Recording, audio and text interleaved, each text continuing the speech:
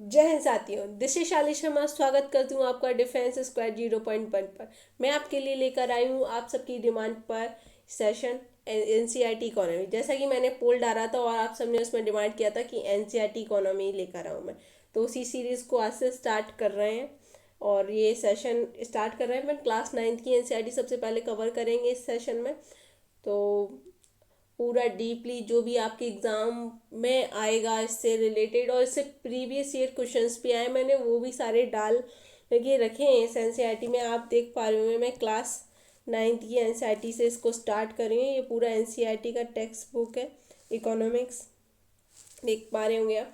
इसको आज स्टार्ट करेंगे अपन, वन बाय वन सारे टॉपिक्स कवर करेंगे जो भी यूपीएससी में या फिर एनडीए में या फिर सीडीएस में, एसएससी, रेलवे, जो भी अदर कॉम्पिटिटिव एग्ज़ाम्स हैं जिनमें इकोनॉमी से लेके क्वेश्चन बनते हैं, एनसीईआरटी से क्वेश्चंस उठते हैं, वो सारे आज इस क्लास में मैं पूरा कवर कर दूंगी। आपने देखा होगा थंबनेल में डीपली एनसीईआरटी इकोनॉमी का कवर करने वाली हूँ इस सेशन में।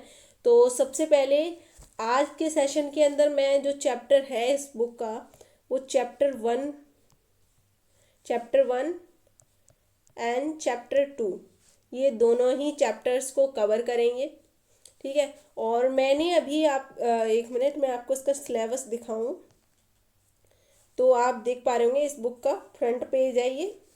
तो इसका फर्स्ट जो चैप्टर है वो स्टोरी ऑफ विलेज पालमपुर का है। इसमें एक विलेज की जो स्टोरी देखी रखी है उसमें पूरा बताया है कि कैसे एग्रीकल्चर होता है, वहाँ का इकोनॉमी वाला जो पार्ट होता है कैसे वर्क करता है, लोग वहाँ पे कैसे वर्क करते हैं। तो उससे अपन समझेंगे कि इकोनॉमिक्स क्या होता है, रियल वर्क क्या होता है इकोनॉमी का। एंड इसमें सेकंड चैप्टर अपन कवर करेंगे इसी सेशन के अंदर, पीपल एज अ रिसोर्स। जो पीपल्स हैं वो रिसोर्स के रूप में कैसे हैं, क्या है, उन सारी चीज़ों को कवर करेंगे। हालांकि ये टेक्स्ट बुक क्लास 9th के लिए, तो आप लोग समझ पा रहे होंगे इस बुक में जो दिया है वो 9th क्लास के बच्चे के लिए दिया है। तो आपको लाइन बाय ये लाइन टू लाइन लर्न नहीं रखना है। ये बस ये है कि हमने उस टाइम पे पढ़ा, अभी सोचते हैं कि उस टाइम पे पढ़ लेते तो ज़्यादा अच्छा रहता। लेकिन किसी को भी लर्न नहीं है, हम में से किसी को भी लर्न नहीं है कि हमने पिछले क्लासेस में क्या पढ़ा था, इवन हमने 11th-12th में क्या पढ़ा था, थोड़ा बहुत माइंड में है, कुछ टॉपिक्स हैं कुछ नहीं है। और जिन लोगों ने साइंस स्ट्रीम ली थी उन लोगों को तो इतना भी नहीं है। बाकी जो ह्यूमैनिटी वाले या कॉमर्स वालों को भी थोड़ा रहता है, ह्यूमैनिटीज़ वालों को भी रहता है, बाकी साइंस वालों को तो बिल्कुल भी सब पर क्वेश्चन मार्क लगा हुआ है। तो वो लोग आए इस सेशन को देखें, इस सेशन को मेरे साथ एंड तक देखें। पूरा मैं एक एक पॉइंट आपको कवर करवाऊंगी। जहाँ पर भी आपको डाउट हो रहा है वो भी आप कमेंट कर सकते हैं, मैं उसका तुरंत आंसर दूंगी। तो इसमें आपको कोई भी डाउट लेकर चलने की ज़रूरत नहीं है, पूरा कवर करेंगे अपन इसमें।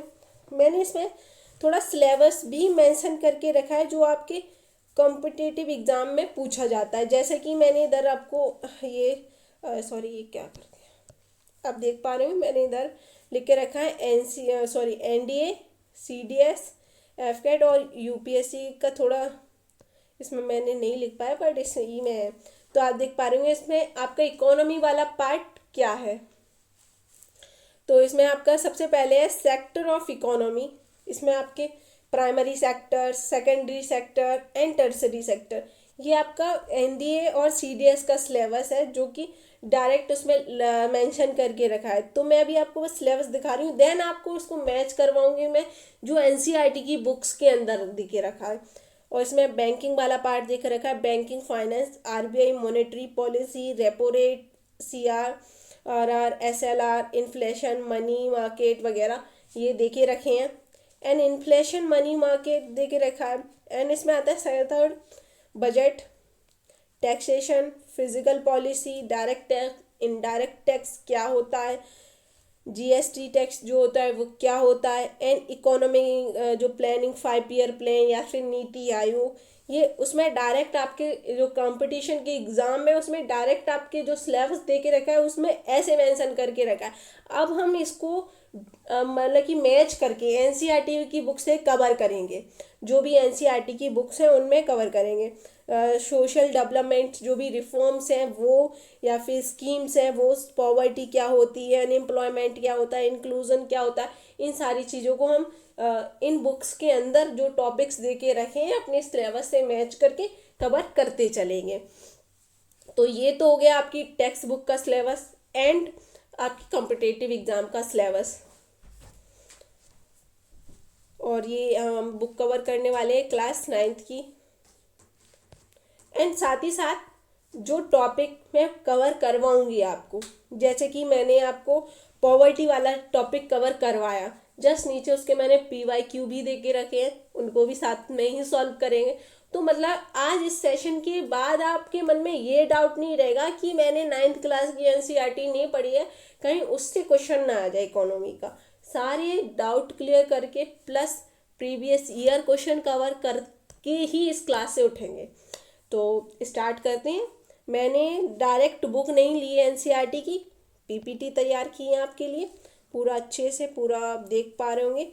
लेकिन अगर आप लोगों को कुछ भी डाउट हो या कुछ हो कि मैम मुझे नहीं लग रहा है कि ये आपने एनसीईआरटी की बुक से लिया है या कहीं से, मैंने ये एनसीईआरटी की बुक से ही कवर किया है पूरा, उसी से नोट्स बनाए, उसी से पूरी PPT तैयार की है और आप लोगों के लिए लेकर आए, जैसे कि प्रोडक्शन एंड ह्यूमन कैपिटल मैं साथ में रखी हूँ, आप लोग देख पा रहे होंगे। ये बुक है, इसी से मैंने पूरा कवर किया, देख पा रहे होंगे। यही है, सेम फोटो रखा है। पहले मैंने पूरा रीड किया है, फिर आपके लिए PPT तैयार करवाई है भाई। ये की है दीपक शर्मा जी ने PPT तैयार, मैंने रीड किया, देन उनको बताया कि ये इसमें डालना है। आप देख पा रहे हो मैंने पूरा पढ़ा है बुक को, देन आपके लिए PPT रेडी की है। तो स्टार्ट करते हैं सेशन को।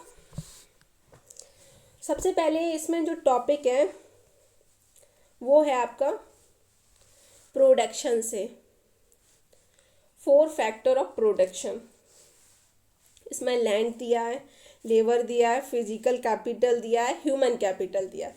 जो आपका फर्स्ट चैप्टर है क्लास 9th का इकोनॉमी के अंदर, वो एक विलेज की स्टोरी बता रहा है, जो पालमपुर विलेज है, पालमपुर विलेज, उसकी पूरी स्टोरी बताई हुई है इसमें कि वहाँ के लोग कैसे एग्रीकल्चर फील्ड में वर्क कर रहे हैं, वहाँ के गांव में कैसे दुकानें हैं, लोग एजुकेशन में क्या कर रहे हैं, कैसे एक दूसरे की मदद करते हैं, क्या गरीबी है, सब कुछ उसमें ये पालमपुर विलेज की स्टोरी बना के दी है। उसमें 2-4 कैरेक्टर है, तो आपको वो, आप क्लास 9th में तो हो नहीं कि आपको वो स्टोरी लर्न करनी है और उसके क्वेश्चन आंसर आपको सॉल्व करके फाइनल एग्जाम में लिखने हैं, तब टीचर चेक करेगी और आपको मार्क्स देगी। आपको ये नहीं करना।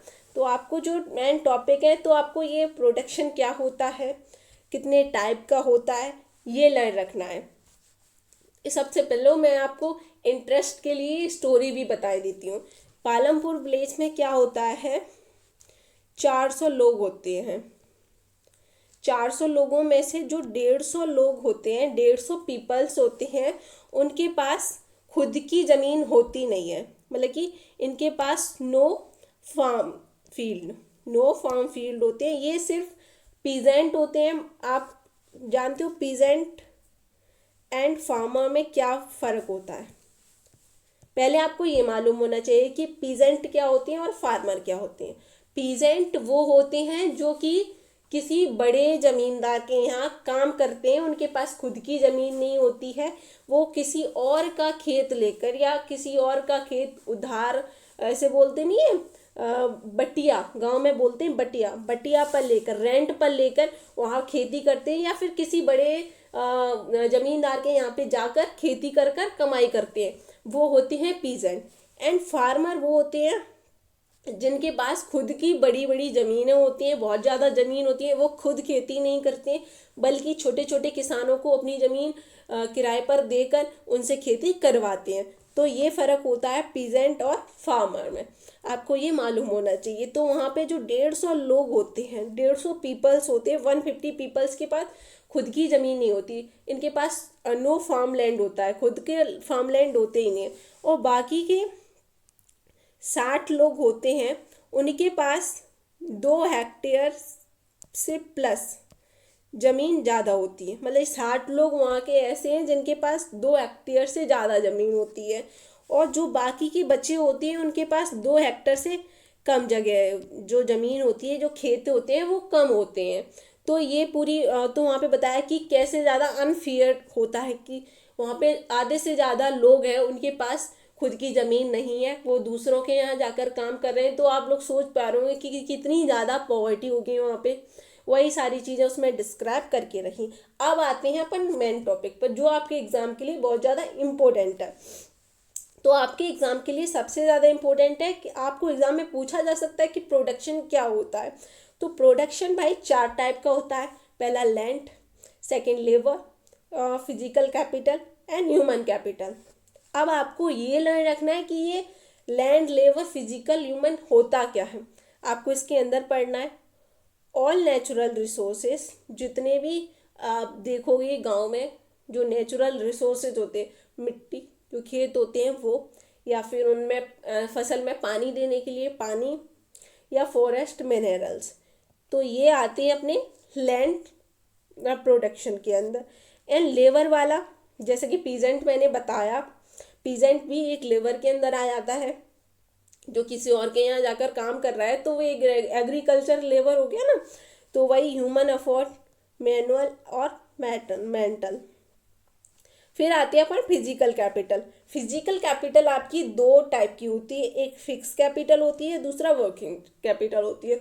जो फिक्स कैपिटल क्या होती है, जैसे कि जो टूल्स होते हैं एग्रीकल्चर में, जैसे कि आपको ट्रैक्टर चाहिए, आपको बार बार चाहिए होगा यूज़ करने के लिए खेती में, तो ये आपके हो गए फिक्स्ड टूल, जो आपको बार बार चाहिए काम करने के लिए, तो वो आपके फिक्स कैपिटल हो जाते हैं। एंड वर्किंग कैपिटल क्या होते हैं, जो रॉ मटेरियल होते हैं, जैसे कि मिनरल, आपको खेती करने के लिए, बीज लाने के लिए पैसा चाहिए होगा, तो मनी क्या हो गई आपकी वर्किंग कैपिटल हो गई, जो आपको काम करने के लिए जिसकी ज़रूरत पड़ रही है, पैसे की ज़रूरत पड़ेगी आपको खेत में बीज डालने के लिए, तो ये आपकी वर्किंग कैपिटल हो गई। And next human capital. Human capital is the knowledge and enterprise the needed to combine the other 3 entrepreneur। ये आपकी ह्यूमन कैपिटल हो गई। नेक्स्ट टॉपिक पर आते हैं, जो आपका है, अभी मैंने आपको स्टार्टिंग में बताया कि मैंने टॉपिक के जस्ट नीचे आपको प्रीवियस ईयर क्वेश्चंस भी दे कर रखे हैं, तो आपको वो कवर करने हैं। मतलब कि मैं ही कवर करवाऊंगी, आप कहाँ से करोगे। तो इसमें पहला क्वेश्चन आपको पूछा गया है, जो प्रोडक्शन से आपको एनडीए में पूछा गया है एंड एसएससी में पूछा गया है। दूसरा आपको सीडीएस में पूछा गया है। आप देख पा रहे हो डायरेक्ट क्वेश्चन पूछा जा रहा है वर्किंग कैपिटल से, कि वर्किंग कैपिटल क्या होता है। 4 ऑप्शन आपको दे दिए हैं। Which of the following consider working capital in the context of the production. मैंने आपको प्रोडक्शन वाला टॉपिक कवर करवाया एंड उससे क्वेश्चन है, तो आपको इसमें 4 ऑप्शन दे के रखें, generator, building, raw material and tractor. तो मैंने अभी आपको बताया कि वर्किंग कैपिटल क्या होता है, जो आपको वर्क करने के लिए ज़रूरत पड़ती है, जिसकी आपको ज़रूरत है, उसके बिना आपका काम हो नहीं सकता। तो मैंने आपको बताया था कि मिनरल्स या फिर मनी जो आपको चाहिए आपके सीड लाने के लिए, तो इसमें आपको सीड तो दिया नहीं है लेकिन रॉ मटेरियल दिया है, तो आपका आंसर रॉ मटेरियल हो जाएगा। एंड नेक्स्ट क्वेश्चन क्या है, नेक्स्ट क्वेश्चन आपका फिजिकल कैपिटल से डायरेक्ट पूछा हुआ है कि फिजिकल कैपिटल क्या होती है। 4 टॉपिक देख के रखें, उनमें से आपको फिजिकल कैपिटल बताना है। तो आप ऐसे ही आपसे आपके आने वाले क्वेश्चन पेपर में से क्वेश्चन बन सकता है, आपको इनमें से ही ऐसे क्वेश्चन बन सकता है, फिर आपके दिमाग में आएगा हाँ मैंने क्लास में कवर किया था, इसका आंसर ये होगा। तो आपको इसमें फिजिकल कैपिटल पूछा है, तो इसका फिजिकल कैपिटल में मैंने आपको क्या बताया था कि इसमें पूछा है the knowledge and enterprise the put together. Same जो डेफिनेशन है इसकी, सेम वही डेफिनेशन रख के बोल दिया कि ये क्या है, ये किसके अंदर का पार्ट है। तो इसमें ह्यूमन कैपिटल आंसर है। जैसे कि आप ह्यूमन कैपिटल की आपने देखा कि द नॉलेज एंड एंटरप्राइज, ये डेफिनेशन मैंने जो लिख के रखी है सेम डेफिनेशन आपकी क्वेश्चन में पूछी है एंड पूछा है कि ये क्या है, तो आप बता देंगे सीधा कि कैपिटल, ह्यूमन कैपिटल इसका आंसर है। नेक्स्ट पॉइंट पर आते हैं। नेक्स्ट जो टॉपिक है green revolution and the land contrast. Green revolution क्या होता है? सबसे पहले आपको ये जानने की ज़रूरत है कि ये ग्रीन रिवॉल्यूशन आया कब था। ग्रीन रिवॉल्यूशन आपने 9th क्लास में भी पढ़ा होगा, 10th में भी पढ़ा होगा।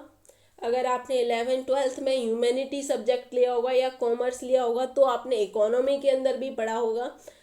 तो काफ़ी अच्छा टॉपिक है और ये हर एग्ज़ाम के लिए इम्पोर्टेंट बन जाता है, कोई भी एग्ज़ाम हो। और ये जर्नल है क्योंकि अभी हाल में भी तो एक ग्रीन रिवॉल्यूशन लाने की बात कर रहे हैं पीएम मोदी जी, जो कि अपनी दाल वगैरह पे पूरा खुद का बोलते हैं कि आत्मनिर्भर होने के लिए, तो उसमें भी एक ग्रीन रिवॉल्यूशन लाने की बात कर रहे हैं। तो ये पुराना ग्रीन रिवॉल्यूशन है, आपको ये आया था 1960 में। आप देख पा रहे होंगे ग्रीन रिवॉल्यूशन आया था 1960 में और इसके फादर कहे जाते हैं MS स्वामीनाथन। MS स्वामीनाथन इसके फादर कहलाते हैं ग्रीन रिवॉल्यूशन के। ये इस ग्रीन रिवॉल्यूशन आने से नॉर्थ को तो बहुत ज़्यादा फ़ायदा हुआ था, लेकिन कुछ स्टेट्स थी उनको उनको काफ़ी ज़्यादा लॉस भी हुआ था ग्रीन रिवॉल्यूशन के आने से। अब जैसे मैंने पीजेंट और फार्मर का आपको बताया, तो फार्मर को तो इसका बहुत फ़ायदा हुआ था, ग्रीन रिवॉल्यूशन आया था उसका, लेकिन उधर की पीजेंट को बहुत नुकसान हुआ था। अब आप सोच रहे होंगे कि भाई दोनों को ऐसा कैसे हो सकता है कि किसी को फ़ायदा हो रहा है किसी को नुकसान हो रहा है। तो भाई हुआ ऐसे था कि आपने सुना होगा कि ग्रीन रिवॉल्यूशन में हाई यील्डिंग वैरायटी सीड्स आए थे, मतलब कि काफ़ी अच्छे सीड्स थे और ये काफ़ी कॉस्टली थे, इनको हर कोई खरीद नहीं सकता था। और गवर्नमेंट भी अपनी इतनी उस टाइम पे अमीर नहीं थी, बल्कि बोलूँगे कुछ ही साल पहले अपन आज़ाद हुए थे, फिर हाल ही ग्रीन रिवॉल्यूशन आ गया तो इतना पैसा भी नहीं था, बहुत सारी चीज़ें करनी थी, तो इतना पैसा भी नहीं था कि सबको फ्री बांट दी जाए हाई यील्डिंग वैरायटी सीड। तो इधर ही जो अमीर फार्मर्स थे, जो फार्मर्स थे, जो ज़मींदार थे, उन्होंने तो सीड को खरीद के खूब मतलब कि खूब खूब बहुत सारा पैसा कमाया, बहुत सारा प्रोडक्शन किया, लेकिन वहीं गरीब के गरीब रह गए और वो इस सीड को खरीद नहीं पाई। तो इस वजह से दोनों, एक तरफ तो बहुत ज़्यादा प्रोडक्शन हुआ, दूसरी तरफ नीचे चले गए, डाउनफॉल हो गया। तो ये डिफरेंस था ग्रीन रिवॉल्यूशन आने का। और ये सबसे ज़्यादा जो प्रोडक्शन हाई लेवल पे गया था वो था पंजाब वाला एरिया, ठीक है, एंड हरियाणा, यूपी, थोड़ा MP का पार्ट, थोड़ा राजस्थान का पार्ट, मतलब कि जो थोड़ा नॉर्थ वाला पार्ट बोलूँ मैं, जो नॉर्थ इंडिया थी उससे तो इसको बहुत ज़्यादा फ़ायदा हुआ नॉर्थ इंडिया को। और वहीं थोड़ा साउथ और ईस्ट वाला या वेस्ट वाला, वहाँ पे इतना ज़्यादा ग्रीन रिवॉल्यूशन का कुछ ज़्यादा हुआ नहीं कुछ। अब इसमें आपको ये क्वेश्चन बन सकता है कि ग्रीन रिवॉल्यूशन में कौन सी वाली क्रॉप्स आई थी, कौन सी क्रॉप्स में हाई यील्डिंग वैरायटी सीड्स आए थे।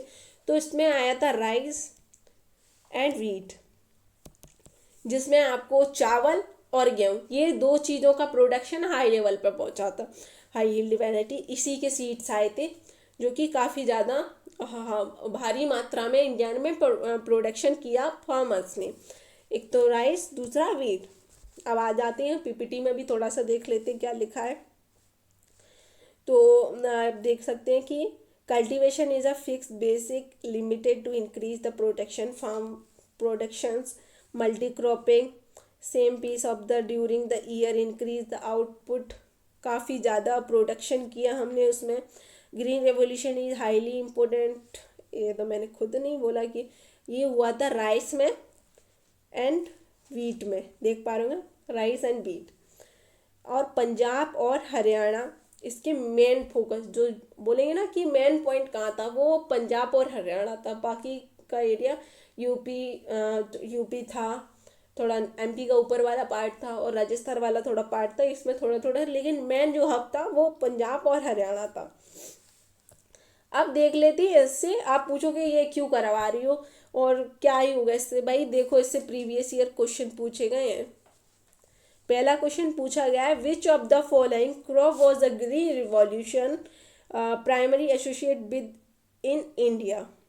ये आपको रेलवे और एसएससी वालों के एग्जाम में प्रीवियस ईयर क्वेश्चन है जो कि वहाँ पे पूछा गया है। तो इसमें पूछा है कि ग्रीन रेवोल्यूशन के टाइम पे जो मेन क्रॉप थी वो कौन सी थी। इसमें आपको कॉटन जूट दिया है, वीट एंड राइस दिया है, पल्स एंड ऑयल सीड दिया है, एंड शुगर कैन दिया है। तो मैंने अभी आपको बताया कि राइस एंड सीड, तो इसमें आपका आंसर हो गया wheat and rice. And next question है आपका, which technique involve growing more than one crop और the pieces of the land during a year. ये आपका एसएससी में पूछा गया है क्वेश्चन कि इसमें क्या था। तो अभी मैंने आपको कवर कराया थी, इसमें मल्टी क्रॉपिंग था।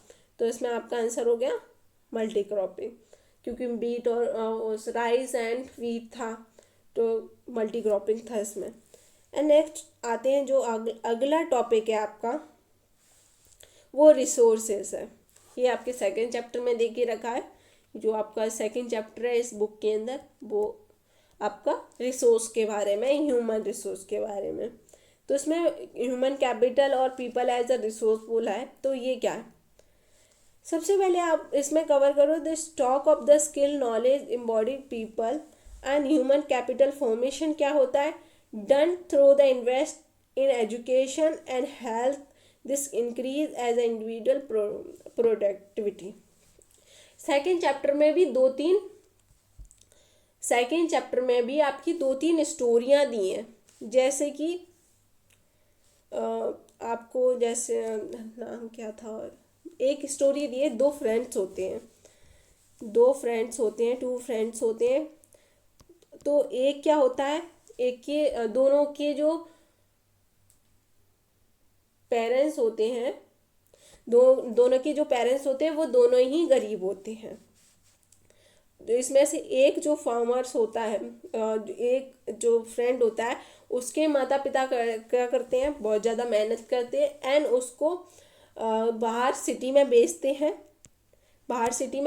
पढ़ने के लिए, और वो पढ़ाई करता है। देन कुछ सालों बाद जब वो लौटता है तो एक अच्छा कंप्यूटर इंजीनियरिंग करके लौटता है और अच्छी खासी उसके पास नौकरी होती है एंड उसके पेरेंट्स की भी लाइफ चेंज हो जाती है। एंड दूसरी तरफ उसका फ्रेंड होता है, वो उसके पेरेंट्स उसकी एजुकेशन पे इतना इन्वेस्ट नहीं करते हैं और वो वहीं गांव में रहता है अपने मम्मी पापा के साथ, जो उसके पेरेंट्स होते हैं उनके साथ उनकी हेल्प करवाता है फार्मिंग में ही, और वो एज इट इज़ वहीं रहता है। तो आप इसमें पूरी स्टोरी में ये बताने की कोशिश की गई है कि एजुकेशन पे उसने इन्वेस्ट किया तो भाई उसकी लाइफ चेंज होगी, एंड उसका जो फ्रेंड, उसके पेरेंट्स ने उस पर इन्वेस्ट नहीं किया एजुकेशन पे, तो एज इट इज़ वो सेम ही रहा। तो उसमें एजुकेशन की इम्पोर्टेंस के बारे में बताया था इस स्टोरी में। अब आते हैं आपके मेन टॉपिक पे, जो आपको रियल में एग्जाम के लिए कवर करना है।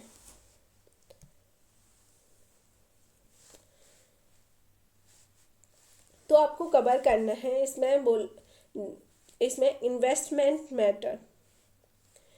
आपको इन्वेस्ट किस पे करना है, किस चीज़ पे आपको इन्वेस्ट करना है। तो उसमें बोला है कि आपको एजुकेशन ट्रेनिंग पे करना है, training high yield future return, high income and the better contribution to society. हमें उस चीज़ पर इन्वेस्टमेंट करना चाहिए जिससे कि हमें बाद में फ्यूचर में कुछ अच्छा मिले, हम उससे सोसाइटी को कुछ अच्छा दे पाएँ, हमारी जिससे कि जो इनकम है, बैंक बैलेंस है, वो अच्छा हो पाए। इसमें जो इन्वेस्टमेंट की बात की गई है वो बोली गई है कि हमें ऐसी जगह इन्वेस्ट करना चाहिए जहाँ पे हम लोगों को अच्छा दे पाएँ और हम भी खुद अच्छा कर पाएँ, हमारी जो स्टेटस है वो भी चेंज हो पाए। तो इसमें इन्वेस्टमेंट ऐसे समझा है कि आपको इसमें इन्वेस्ट करना चाहिए।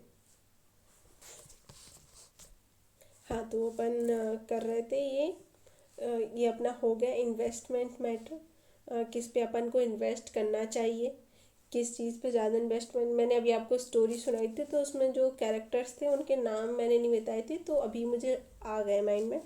तो उन पहले का नाम होता है शकल, हसनामत ये नाम है उनका, शकल स्टोरी में, एनसीईआरटी में रियल। एंड दूसरे का नाम होता है विकास,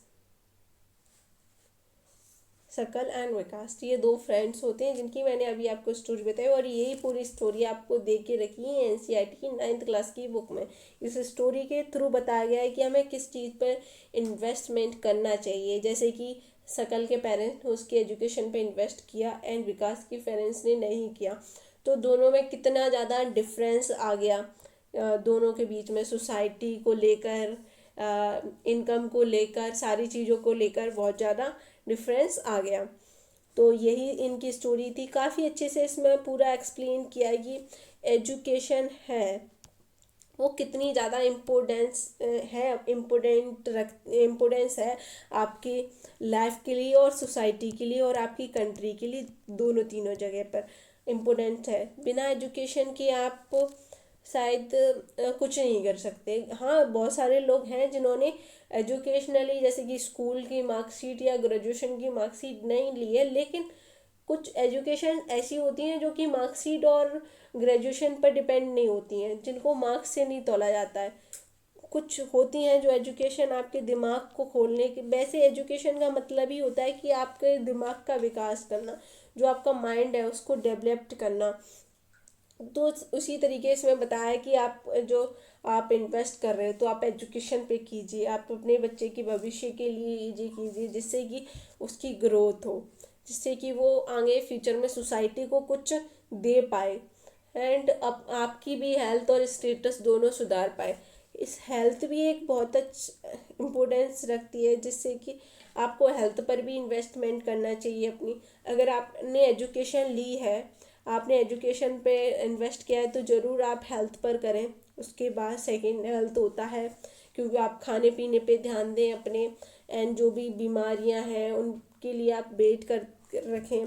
और मैंने आपके फूड भी अच्छा होना चाहिए, जो आपका डेली डाइट है वो अच्छी होनी चाहिए।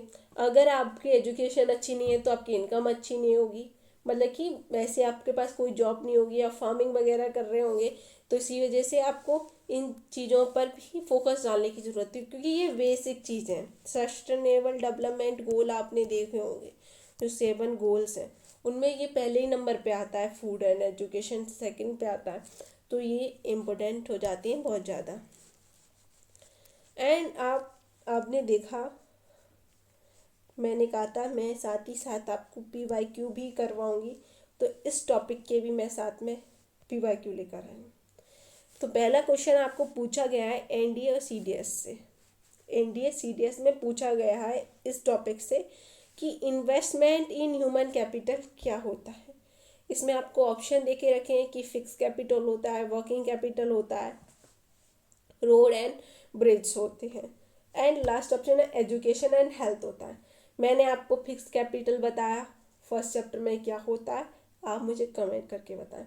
एंड सेकंड वर्किंग कैपिटल क्या होता है, ये मैंने अगेन आपको फर्स्ट चैप्टर में ही कवर करवाया है, तो आप इसको भी मुझे कमेंट सेक्शन में बताएं।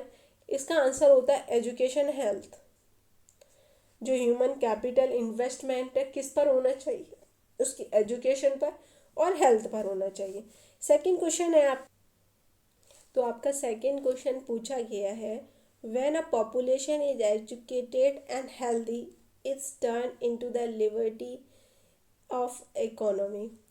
तो इसको एनडीए में पूछा गया था इस क्वेश्चन को, तो इसको ट्रू फॉल्स में पूछा गया था। तो ये आंसर इसका फॉल्स है, because it become an asset of और human capital.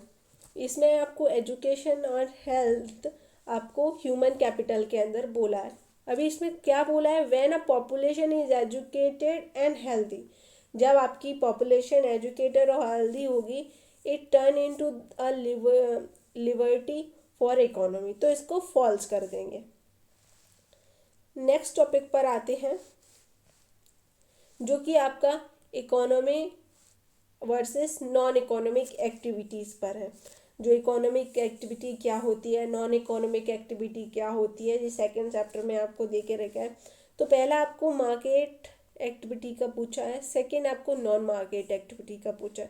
Performance for a पे और प्रॉफिट, अगर आप कोई काम कर रहे हो, कोई वर्क कर रहे हो, ठीक है, कोई वर्क कर रहे हो, तो अगर वो आपको पे कर रहा है और आपको प्रॉफिट हो रहा है तो आपकी ये मार्केटिंग एक्टिविटी हो जाएगी। एंड नॉन मार्केट एक्टिविटी क्या होगी? Perform for a self consumption farm consuming his own produce. और नॉन मार्केटिंग एक्टिविटी क्या हो जाएगी? जैसे कि छोटे छोटे पीजेंट होते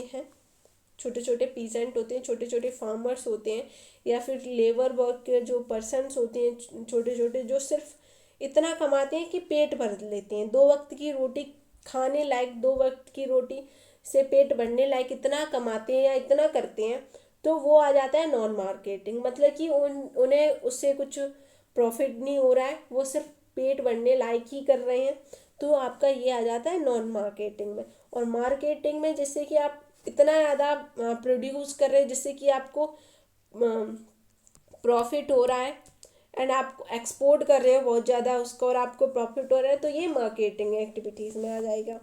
ये आपका इकोनॉमिक एक्टिविटी के अंदर आ जाएंगे ये दोनों पार्ट। एंड नेक्स्ट है आपका नॉन इकोनॉमिक एक्टिविटी क्या होती है? Activity perform without any monetary return, mother cooking food for a family, they are not included in a GDP. वैसे हालांकि इतनी किसी के पास देने लायक पेमेंट नहीं होती जितनी एक हाउस वाइफ को मिलनी चाहिए, जितनी एक मदर को मिलनी चाहिए, बट हम उसको नॉन इकोनॉमिक एक्टिविटी के अंदर रखते हैं क्योंकि उसकी कोई पेमेंट नहीं होती है, उसको कोई जीडीपी के अंदर नहीं इंक्लूड किया जाता, उसको किसी कैपिटल के अंदर नहीं इंक्लूड किया जाता, तो वो एक नॉन इकोनॉमिक एक्टिविटी होती है। जो घर के अंदर के जो काम होते हैं, बर्तन धोना, झाड़ू लगाना, खाना बनाना, किसी की केयर करना, किसी को प्यार करना या किसी को हेट करना, ये सारे काम क्या आ जाते हैं? ये नॉन इकोनॉमिक एक्टिविटी के अंदर आ जाते हैं। इनका कोई पेमेंट नहीं बनता है, इनका कोई पे नहीं करता है, अगर करता है इनको कोई तो ये सारे काम आपके नॉन इकोनॉमिक एक्टिविटी के अंदर आ जाते हैं। तो आपको देखे रखा है economic activity are the grouped into the primary, secondary and tertiary sector, known as the example of the each sector as the all exam। इसके बाद आपको क्या रखना है? जैसे कि आपने देखा होगा इकोनॉमिक सेक्टर, इकोनॉमिक एक्टिविटी क्या होती हैं, एंड इनको क्या है 3 भागों में बांट के रखा है। जैसे कि प्राइमरी है, primary sector, second secondary sector, third is tertiary sector. अब ये क्या होते हैं? जो प्राइमरी सेक्टर होता है वो होता है आपका फार्मिंग, जो नेचुरल चीज़ों से यूज़ होता है। जैसे कि किसान किसानी करता है, खेत में उगाता है कोई चीज़ को, डायरेक्ट नेचुरल चीज़ आ रही है, डायरेक्ट नेचर से ले रहा है, नेचुरल मटेरियल्स होता है, ठीक है, तो वो आ जाता है आपका प्राइमरी सोर्स में। नेचुरल मटेरियल से जो होता है वो आता है आपका प्राइमरी सेक्टर में। और अब आपका सेकेंडरी सेक्टर क्या होता है? सेकेंडरी सेक्टर होता है आपका इंडस्ट्री। जो आपकी इंडस्ट्री होती है वो आपकी होती है सेकेंडरी सेक्टर में। जैसे कि किसान ने कॉटन उगाया एंड अब वो कॉटन जाएगा आपकी इंडस्ट्री में, वहाँ पे बनेगा धागा, तो जो धागा बनेगा वो सेकंड टाइम हो जाएगा, तो उसको बोलेंगे अपन सेकेंडरी सेक्टर। तो वो आपकी इंडस्ट्री में अगर होगा तो वो आपका सेकेंडरी सेक्टर हो जाएगा। एंड उसके बाद आता है आपका टर्सरी सेक्टर, थर्ड नंबर पे आता है आपका टर्सरी सेक्टर। टर्सरी सेक्टर क्या होता है? जो अब आपने देखा कि एक बढ़िया एग्जांपल देती हूँ मैं आपको, मैगी है। मैगी किससे बनती है? आटे से बनती है। आटा किससे बनता है? गेहूं से बनता है। सबसे पहले किसान करेगा, खेत में गेहूं उगाएगा। किसान ने खेत में गेहूं उगाए, देन उससे काटा पीटा मतलब कि साफ किए और उसने इंडस्ट्री में बेच दिए। अब किसी इंडस्ट्री से उससे आटा निकाला, एंड आटा निकालने के बाद उसने उसकी बनाई मैगी नूडल्स, जो भी बनता है वो बनाया, एंड उसने बढ़िया पैकेज किया, इंडस्ट्री में पैक किया। अब उसने भेजा शॉप पर मार्केट में। अब ये आ गया आपके मार्केट में, मार्केट में आ चुका है। अब वो हो रहा है सेल, जो मैगी का पैकेट है वो सेल हो रहा है। अब सेल हो रहा है, अब वो जो सेल हो रहा है आपके घर तक आ गया है, वो हो जाएगा आपका टर्सरी सेक्टर। मतलब कि जो मैगी के फॉर्म में पूरा पैक वैक होकर दुकान से या फिर सुपरमार्केट से आप मॉल से वगैरह से आप लेकर आए और आप घर पर ले आए, वो आपका जो पैक होके बढ़िया सील वील लगकर उस FISS से प्रूव होकर आपके घर पर आ गया है वो पैकेट मटेरियल, वो आपका आया है टर्सरी सेक्टर के थ्रू। स्टार्ट किससे हुआ था? प्राइमरी से, प्राइमरी से सेकेंडरी पर गया, सेकेंडरी से वो टर्सरी पर आ गया। तो ऐसे हैं आपके ये इकोनॉमिक सेक्टर डिवाइडेड 3 पार्ट में, प्राइमरी सेकेंडरी टर्सरी। अभी तो उसको और भी 2-3 पार्टों में डिवाइड कर दिया गया है, लेकिन क्लास 9th में आपको ये सिर्फ 3 पार्ट में डिवाइड करके दिया है। आप 10th को कवर करोगे या फिर मैक्रो माइक्रो इकोनॉमिक कवर करोगे 11th क्लास की और 12th क्लास की, तो इसमें 3 या फिर 4 पार्ट और बढ़ जाएंगे। अभी आपने टर्सरी सेक्टर तक पढ़ा है, उसमें उसके जो 5-6 4-5-6 ये और बढ़ जाएंगे। अभी मैं उनके नाम आपको उसी क्लास के अंदर बताऊंगी, अभी नहीं बताऊंगी, क्योंकि अभी क्लास 9th के अंदर ये 3 नाम ही देकर रखे हैं। और अपन NCERT कवर कर रहे हैं, तो अब उसका टर्न आएगा तो उसको भी कवर करेंगे। तो ये हो गया आपकी इकोनॉमिक सेक्टर की 3 पार्ट में इकोनॉमिक सेक्टर कर रहते हैं, प्राइमरी सेकेंडरी टर्सरी। अब आते हैं इनके PYQs पर, जो प्रीवियस ईयर क्वेश्चन पूछे गए हैं इस टॉपिक से। पहला ही टॉपिक है आपका, which of the following is non market economic activity. ये आपका पूछा गया है CDS में। किस एग्जाम में पूछा गया है? CDS में। तो CDS में इसमें ऑप्शन दिया है डॉक्टर ट्रीटिंग पेशेंट। पहला ऑप्शन दिया है कि नॉन मार्केट एक्टिविटी क्या होता है कि कोई डॉक्टर है, वो किसी पेशेंट को देख रहा है, तो भाई उसकी फीस लेगा, वो उसको दवाई लेनी पड़ेगी मेडिकल से, उसके भी पैसे लगेंगे, पैसा कमा रहा है, तो भाई वो नॉन इकोनॉमिक एक्टिविटी कैसे हो सकती है? नहीं होगी ना। And second, a factory worker getting a पे। एक फैक्ट्री में वर्कर काम कर रहे हैं और उनको उसका पैसा दिया जा रहा है, तो भाई ये भी नहीं हो सकता non economic activity. And third is teacher taking a tuition class है। कोई टीचर ट्यूशन क्लासेस ले रहा है तो वो फ्री में नहीं लेगा, मेरी तरह मैं यूट्यूब पर पढ़ा रही हूँ आपको फ्री में, ऐसे हर कोई नहीं करता। जो ऑफलाइन जाते हैं वो उनको ऐसा फ्री में नहीं होता, उनको पे करना पड़ता है उसका, तो ये भी नॉन इकोनॉमिक एक्टिविटी ही नहीं होगी। ऑनलाइन भी मत आना आप लोग। एंड इसमें फोर्थ ऑप्शन दे के रखा है, a farmer consuming the produce from a field. कोई किसान खेती कर रहा है, जमीन पे उगा रहा है, तो उसे उस उगाने के पैसे नहीं मिल रहे हैं, उगाने के बाद जब वो मार्केट में लेके जाएगा तब उसको पैसे मिलेंगे। वो भी तब मिलेंगे जब वो ज़्यादा उगाएगा, ज़्यादा प्रोडक्शन करेगा। तो इसका आंसर सही होगा, farmer consuming from her field. खुद के फील्ड में जो खाने के लिए वो उगा रहा है, तो उसको उसका कोई पैसा नहीं मिल रहा है। जब वो एक्स्ट्रा प्रोडक्शन करता है ना, अगर इसमें होता कि कोई फार्मर है वो प्रोडक्शन करके एक्सपोर्ट कर रहा है, तो फिर उसका आंसर नॉन इकोनॉमिक नहीं होता, इकोनॉमिक सेक्टर होता है। तो इसका सही आंसर होगा non economic sector. Second question अपना पूछा गया है आपको पूछा गया SSC के अंदर GDP से। GDP क्या होती है ये आपका डायरेक्ट आपके सिलेबस में मेंशन है, मैंने आपको दिखाया था।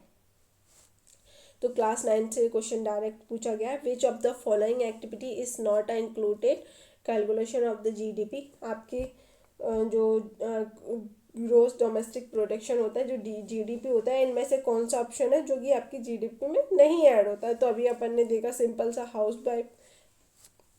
वाइफ जो घर में काम करती है उसका जो काम होता है वो GDP में ऐड नहीं होता। सिंपल सा, कितना सिंपल इजी क्वेश्चन था। नेक्स्ट टॉपिक है आपका टाइप ऑफ अनएम्प्लॉयमेंट। अनएम्प्लॉयमेंट कितने टाइप का होता है? ये पहला तो अनएम्प्लॉयमेंट तो सभी को मालूम होगा, क्योंकि जो वीडियो देख रहे हैं वो अनएम्प्लॉयड ही है। ठीक है, किसी के पास जॉब ना होना एक अनएम्प्लॉयमेंट होता है। किसी के पास खुद की एक पर्टिकुलर इनकम ना होना वो अनएम्प्लॉयड कहलाता है। सिंपल से वर्ड्स में कंप्लीट। तो पहला इसको दिखाया गया है कि हिडन अनएम्प्लॉयड क्या होता है। डिस्कस अनएम्प्लॉयड, जो कि दिखता नहीं है लोगों को लेकिन वो अनएम्प्लॉयड होते हैं। जैसे कि इसमें देखे रखा है एग्रीकल्चर सेक्टर में कभी कभी तो किसान अच्छा प्रोडक्शन कर लेते हैं, कभी किसी सीजन में नहीं हो पाता है, तो वो एक हिडन अनएम्प्लॉयमेंट है कि लोगों को दिख रहा है कि भाई उसके पास इतनी ज़मीन है, अब उस ज़मीन में कितना प्रोडक्शन हो पा रहा है, किस सीज़न में हो पा रहा है, ये तो किसी को भी नहीं मालूम रहता, जो उसमें बोता है उसको भी मालूम नहीं रहता। तो ये एक हिडन अनएम्प्लॉयमेंट होता है। सेकंड होता है सीजनल अनएम्प्लॉयमेंट। सीजनल अनएम्प्लॉयमेंट कैसा होता है, ये एक तो लेबर वर्क वाला होता है। जैसे कि पहला तो एग्रीकल्चर फील्ड में ही आ जाता है कि जो कुछ लेबर वर्कर होते हैं, जैसे अभी मार्च का मंथ आएगा, मार्च अप्रैल, तो उस टाइम पे क्या होता है, वीट और राइस होती है। वीट और सरसों और गेहूँ कटने का टाइम होता है, तो उस टाइम पे लेबर वर्क आता है, यूज़ होता है। देन उसके बाद पूरे 3 महीने की छुट्टी हो जाती है, फिर उसके बाद कोई अनएम्प्लॉयमेंट मतलब कि कोई एम्प्लॉयमेंट नहीं है। तो ये होता है लेबर वर्क के लिए कि सीजनल, कि इस सीजन पे एम्प्लॉय है, अब इस सीजन के लिए वो अनएम्प्लॉयड है। तो ये सीजनल अनएम्प्लॉयमेंट है। तो किसी को 3 महीने के लिए जॉब मिल गई, किसी को 2 महीने के लिए मिल गई अलग सेक्टर में। ये मैंने एग्जांपल आपको एग्रीकल्चर का दिया, ऐसे सेक्टर्स वाइज भी हो सकता है। तो ये आपका सीजनल अनएम्प्लॉयमेंट हो गया। तो ये यहाँ पर होता है आपका ये chapter and, first chapter and second chapter.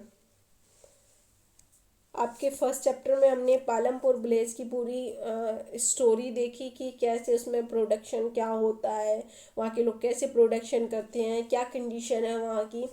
And second chapter में हमने कवर किया कि इकोनॉमिक क्या होती है, कितने टाइप की होती है, कितने सेक्टर होते हैं, ये सारे पॉइंट्स हमने इसमें कवर कर लिए। इस पूरी बुक में टोटल 4 चैप्टर हैं क्लास 9th में। जो आपकी क्लास 9th है उसमें 4 चैप्टर दे के रखे हैं। जिसके अपन ने first chapter second chapter cover कर लिया है। बाकी की जो थर्ड फोर्थ चैप्टर है अब वो कवर करेंगे नेक्स्ट पार्ट में, इसकी अगली वीडियो आएगी उसमें। तो आप लोग मुझे इस क्लास के एंड होते ही मुझे कमेंट सेक्शन में बताएं कि आपको वो जो सेशन में लेकर आऊँगी, पार्ट सेकंड लेकर आऊँगी, वो आपको रिकॉर्डेड चाहिए या फिर लाइव चाहिए। अगर लाइव चाहिए तो किस टाइम पर चाहिए, आप मुझे कमेंट सेक्शन में ज़रूर कमेंट करके बताएं। तो यहाँ पर आपका होता है इकोनॉमी क्लास 9th का फर्स्ट सेकंड चैप्टर कंप्लीट। अब बारी है पार्ट सेकंड की, जिसमें हम कवर करेंगे थर्ड एंड फोर्थ चैप्टर। इन दोनों चैप्टर को अपन ने पूरा कंप्लीट करना है। और स्टार्टिंग के फर्स्ट एंड सेकंड चैप्टर को अपन ने काफ़ी अच्छी PYQ के साथ, उनकी एनालिसिस के साथ, उनकी एक्सप्लेनेशन के साथ, प्लस उनके टॉपिक को डीपली कवर करते हुए, सारे पॉइंटों को अपन ने काफ़ी अच्छे से एक दूसरे से कनेक्ट करते हुए कवर किए हैं इसमें। आई होप कि आपको ये सेशन काफ़ी अच्छा लगे और ये सेशन आप अपने दोस्तों को भी सजेस्ट करें जो कोई भी एग्ज़ाम की तैयारी कर रहे हो, NDA की कर रहे हो, UPSC की कर रहे हो, CDS की कर रहे हो, या SSC की कर रहे हो, या रेलवे पुलिस XYZ एक्सेट्रा किसी भी एग्ज़ाम की तैयारी कर रहे हो, आप ज़रूर अपने दोस्तों को इस वीडियो को शेयर करें। और अभी बनने वाली है इसकी पूरी प्लेलिस्ट, एक के बाद सारे NCERT की सारी क्लासेस जो भी 9 से लेके 12 तक है उन सबको इसी प्लेलिस्ट के थ्रू कवर करेंगे। एंड इससे पहले मैंने इससे पहले मैंने टाइगर रिजर्व की भी जो सेशन है, जितने भी इम्पोर्टेंट टाइगर रिजर्व्स हैं उसका पूरा सेशन लेके रखा है। आपको उसकी भी जो लिंक है मिल जाएगी डिस्क्रिप्शन में। एंड नेशनल पार्क वो भी मैंने कवर करके रखे, उसकी भी वीडियो आपको डिस्क्रिप्शन में लिंक मिल जाएगी, आप वहाँ डायरेक्ट जा सकते हैं। और बहुत सारी भी जो है टॉपिक्स आपके एग्ज़ाम से लेके मैंने सारे कवर करके रखे हैं, आप देख सकते हैं मेरे सी चैनल पे जाकर अंदर। एंड मैं करंट अफेयर की वीडियो डेली लेती हूँ रैपिड रिवीजन के नाम से। उसमें मैं आपको जितना जल्दी है उतना जल्दी मैं पूरा जो भी करंट है डेली का कवर करवाती हूँ। आप उस सेशन को पूरा देख सकते हैं अच्छे से। मैं उसमें सारी जितनी भी इम्पोर्टेंट न्यूज़ होती हैं आपकी एग्ज़ाम को लेके, जो आपको टॉपिक रिवाइज करने हैं, इम्पोर्टेंट हो रहे हैं आपके एग्ज़ाम के लिए, उनको कवर करते हैं। सॉरी गाइस, मेरे यहाँ लाइट जा रही है, थोड़ा लास्ट में थोड़ा बिगड़ गया। कोई नहीं, आप इस सेशन को देख सकते हैं एंड तक। आप इस सेशन के एंड तक रहे, मुझे बहुत अच्छा लगा। एंड आप इसको लाइक करें, शेयर करें, सब्सक्राइब करें। और कोई भी क्वेरी हो, जैसा मैंने बोला कि आप नेक्स्ट पार्ट के लिए मुझे कमेंट सेक्शन में ज़रूर बताएं कि आपको सेशन कैसा चाहिए, लाइव या रिकॉर्डेड, टाइमिंग क्या होनी चाहिए, आप मुझे कमेंट सेक्शन में बता सकते हैं। मिलते हैं अगले पार्ट में। जय हिंद।